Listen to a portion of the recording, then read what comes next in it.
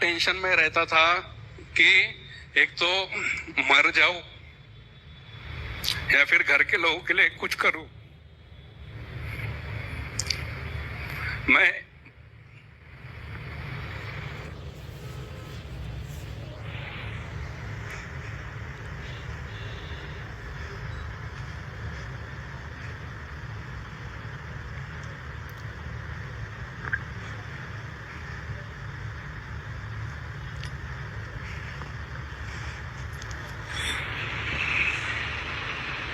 मैं चाह के भी मेरे घर वालों के लिए कुछ नहीं कर पाता था। मैं निराशा में था।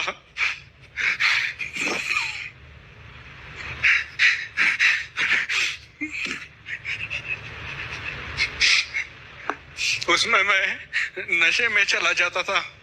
मैं इतने टेंशन में रहता था, मैं घर से निकल जाता था, घर वालों से अच्छे से बात नहीं करता था, चिड़चिड़ करता था क्योंकि मेरा कोई काम नहीं बनता था।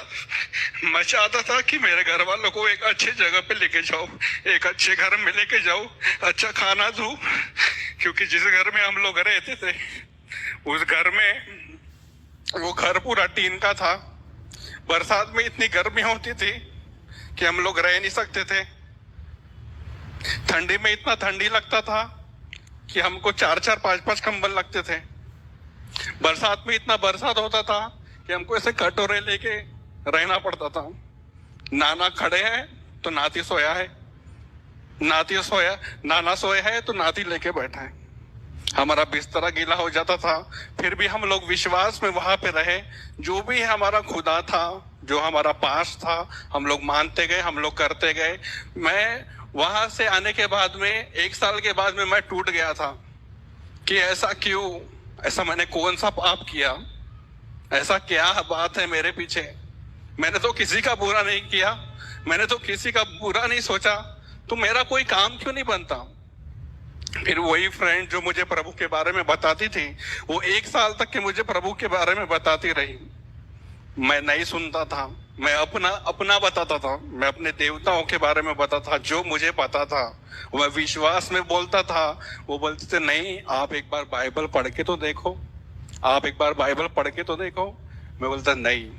फिर मैं सोचने लगा कि ये व्यक्ति सिर्फ बोलता है बाइबल पढ़ के देखो, मैं, मेरी मम्मी वहां गए, इतना सब कुछ किए, इतना पैसा लुटाए, ये तो सिर्फ बोलते सिर्फ बाइबल पढ़ के देखो।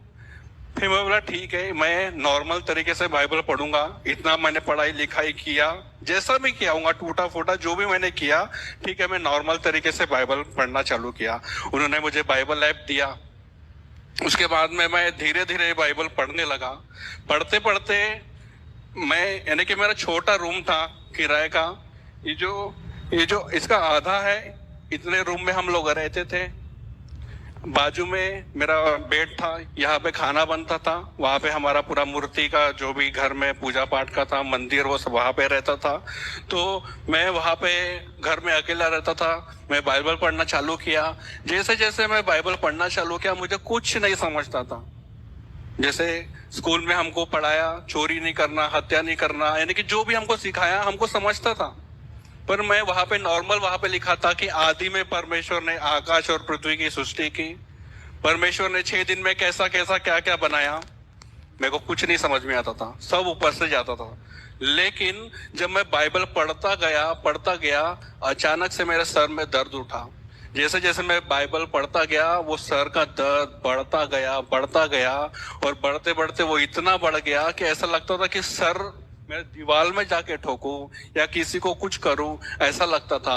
और एक आवाज आती थी कि मत पढ़, तेरा कुछ नहीं होगा, तू जहां पे है वहीं पे रह, तू जो कर रहा है वो अच्छा है, मत पढ़ मत पढ़।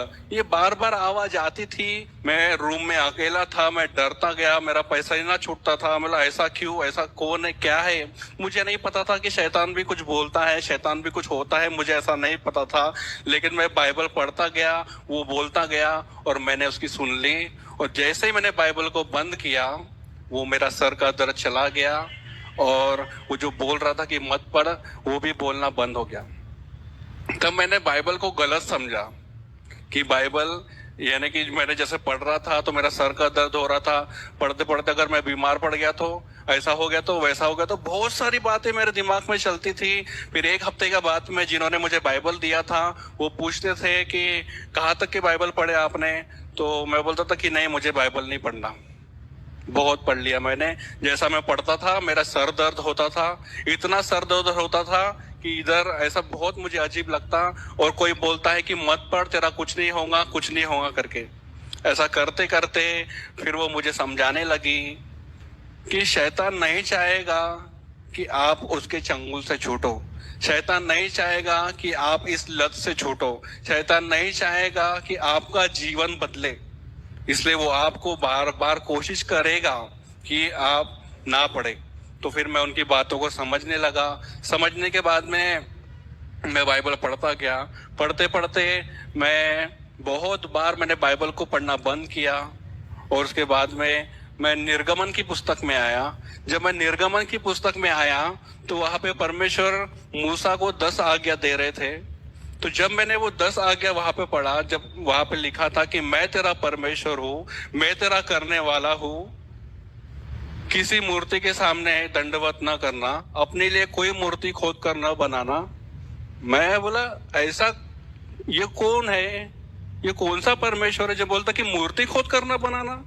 आज तक के मैं तो मूर्ति को ही पूजते आया। हमारे घर में 36 कोटि देवी देवताओं में से हर एक देवी देवता हमारे घर में मिलेंगे, सबको हम लोग पूछते थे। तो ऐसा क्यों लिखा है यहाँ पे?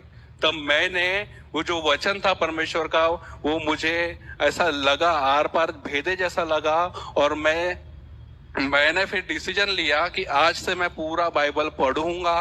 उसके बाद में मैं खुद डिसीजन लूंगा कि बाइबल सही है या फिर ये जितने भी क्रिश्चियन लोग हैं, मसीह लोग हैं जो बोलते हैं कि प्रभु यीशु मसीह जीवित है, वो ऐसा है वैसा है, या फिर इनकी सिर्फ बातें हैं।